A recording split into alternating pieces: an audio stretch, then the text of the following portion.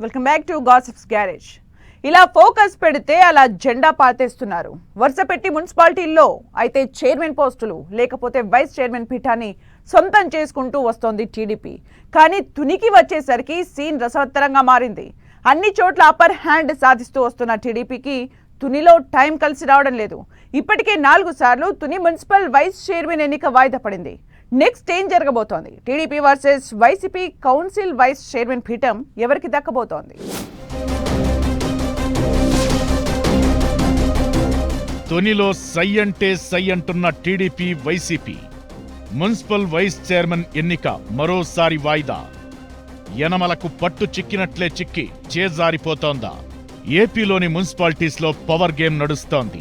Mayor, deputy mayor, municipal chairman పీఠాలపై జెండా పాతుతోంది కూటమి. ఒక్కో మున్సిపాలిటీ మున్సిపల్ కార్పొరేషన్ను స్వాధీనం చేసుకుంటోంది. నెల్లూరు కార్పొరేషన్తో పాటు ఏలూరులో 2 డిప్యూటీ మేయర్ స్థానాలను టీడీపీ కైవసం చేసుకుంది. హిందూపూర్ మున్సిపాలిటీని కూడా టీడీపీ చేజిక్కించుకుంది. తిరుపతి డిప్యూటీ మేయర్ పీఠ కూడా టీడీపీ కైవసం చేసుకుంది. అయితే పలుచోట్ల మున్సిపల్ చైర్మన్లు, మేయర్ల ఎన్నిక హాట్ టాపిక్ గా నిలుస్తోంది. అందులో తుని మున్సిపల్ వైస్ చైర్మన్ ఎన్నిక మాత్రం పొలిటికల్ థ్రిల్లర్ ను తలపిస్తోంది. అంతా అయిపోయింది. Tuni council vice chairman seat కూడా టీడీపీ ఖాతాలోకి వెళుతుందని అనుకున్న సమయంలో ఏదో ఒక ట్విస్ట్ ఎన్నికను వాయిదా వేస్తోంది.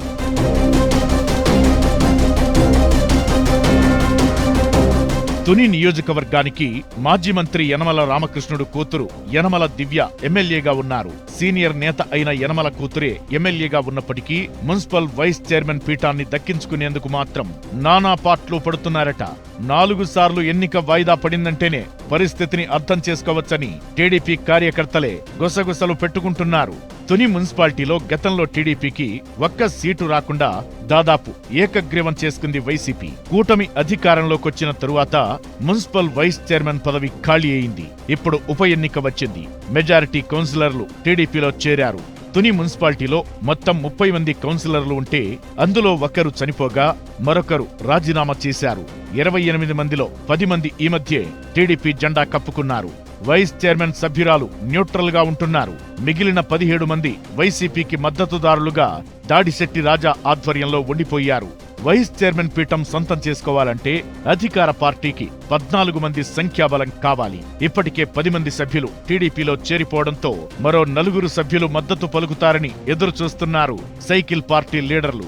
ఎక్స్ అఫీషియో కింద ఎమ్మెల్యేకు ఓటు ఉండడంతో 15 ఓట్లతో పీఠాన్ని దక్కించుకోవచ్చని భావిస్తోంది టీడీపీ. అయితే వైసీపీ పట్టు వేయటం లేదు. దాడిశెట్టి రాజా తన వర్గం కౌన్సిలర్లను కాపాడుకుంటూ వస్తున్నారు. ఈ క్రమంలోనే 15 రోజుల నుంచి 4 సార్లు వైస్ చైర్మన్ ఎన్నిక వాయిదా పడుతూ వస్తుండటంతో తుని పట్టణంలో టెన్షన్ పరిస్థితులు క్రియేట్ అవుతూ వస్తున్నాయి. టీడీపీ, వైసీపీ నేతల మధ్య డైలాగ్ వార్ నడుస్తోంది. 4 కౌన్సిల్ సభ్యులను వైసీపీ నేతలు కిడ్నాప్ చేసి సెల్ ఫోన్లు కూడా స్విచ్ ఆఫ్ చేసి నిర్బంధించారని టీడీపీ నేతలు ఆరోపిస్తున్నారు. తమకే సంఖ్యాబలం ఉంది, కౌన్సిలర్లంతా తమ పార్టీ నుంచి గెలిచిన వారేనని చెబుతోంది వైసీపీ. తమ సభ్యులను ప్రలోభపెట్టి వైస్ చైర్మన్ పదవిని దక్కించుకోవాలని టీడీపీ కుట్ర చేస్తోందని ఫ్యాన్ పార్టీ లీడర్లు మండిపడుతున్నారు. పోలీసుల సాయంతో కావాలనే వైస్ చైర్మన్ ఎన్నికను వాయిదా వేస్తున్నారని వైసీపీ నేతలు అంటున్నారు.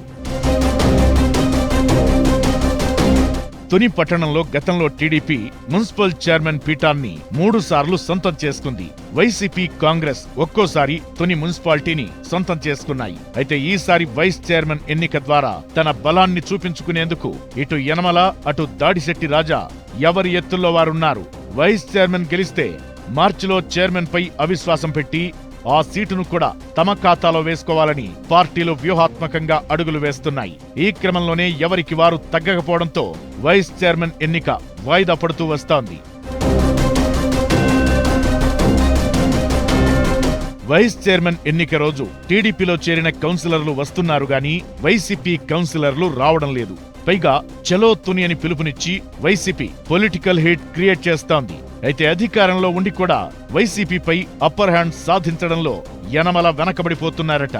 దాడిశెట్టి రాజా వ్యూహానికి తగ్గట్లుగా టీడీపీ నేతల కౌంటర్ యాక్షన్ ప్లాన్ ఉండటం లేదన్న మాట సైకిల్ పార్టీ కార్యకర్తల నుంచి వినిపిస్తోంది. నాలుగోసారి కూడా తుని మున్సిపల్ వైస్ చైర్మన్ ఎన్నిక వాయిదా పడడం చర్చనీయాంశమవుతోంది. హై డ్రామా మధ్య పెండింగ్ లో పడుతూ వస్తోంది. మాజీ మంత్రి దాడిశెట్టి రాజా తన కౌన్సిలర్లు చేజారిపోకుండా కాపాడుకోవడంలో సక్సెస్ అవుతున్నారు. ఆయన క్యాంపు నుంచి కౌన్సిలర్లను బయటకు రప్పించేందుకు యనమల చేస్తున్న ప్రయత్నాలు ఫలించడం లేదట. ఇప్పటి వరకు 3 సార్లు వాయిదా పడటంతో 4గోసారైనా వైస్ చైర్మన్ ఎన్నిక జరుగుతుందని భావించారు.